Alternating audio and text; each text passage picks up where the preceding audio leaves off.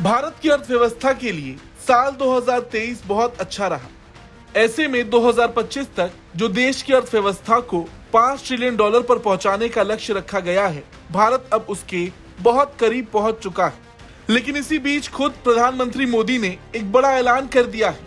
अब क्योंकि साल 2023 भारत के लिए बहुत अच्छा रहा, तो यही वजह है कि सरकार अब $7 ट्रिलियन का सपना देखने लगी है। ऐसा खुद प्रधानमंत्री मोदी ने कहा।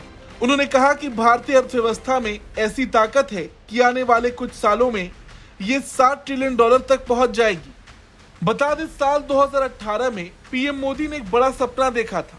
उन्होंने 2025 तक देश की अर्थव्यवस्था को $5 ट्रिलियन पर पहुंचाने का लक्ष्य रखा था। इस बीच कई उतार चढ़ाव आए।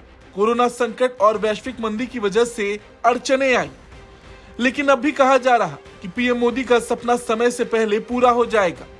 खुद सरकार दावा कर रही है कि भारत 2025 के अंत तक 5,000 अरब अमेरिकी डॉलर की अर्थव्यवस्था बन जाएगा। जब मोदी सरकार 2014 में सत्ता में आई थी, उस समय इंडियन इकोनॉमी करीब $2 ट्रिलियन की थी, जो अब दुगनी होने वाली है। फिलहाल भारत की जीडीपी $3.73 ट्रिलियन की है और ये $5 ट्रिलियन की ओर तेजी से बढ़ रही है। इस साल भारत की अनुमानित विकास दर 6.3% रहने का अनुमान लगाया गया है।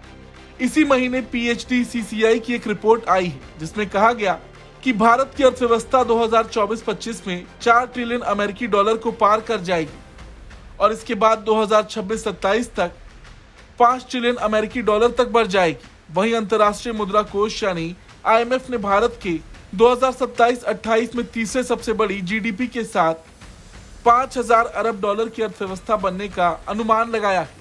लेकिन ऐसे में पीएम मोदी ने अब एक नया टारगेट सेट कर दिया है, वो भी $7 ट्रिलियन का। पीएम मोदी ने वोटर्स दिवस के मौके पर देश के युवाओं को संबोधित करते हुए कहा कि विकसित भारत की जिम्मेदारी आप लोगों पर होगी, क्योंकि साल 2047 तक विकसित भारत बनाने का रोड मैप तैयार किया गया है। पीएम मोदी ने युवाओं से कहा, आपका एक वोट और देश की दिशा आपस में जुड़ा हुआ है, जो देश को तीसरी सबसे बड़ी इकोनॉमी बनाएगा। तेज रिफॉर्म को आपका वोट और गति देगा। आपका एक वोट भारत में पहला पैसेंजर एयरक्राफ्ट बनवाएगा। आपके एक वोट में बहुत बड़ी ताकत होती है। इसी कार्यक्रम में पीएम मोदी ने यह भी कहा कि जीएसटी लागू इस सरकार ने की, क्योंकि ये पूर्ण बहुमत वाली सरकार है। ये हमारी सरकार है जिसने 3 तलाक को खत्म किया।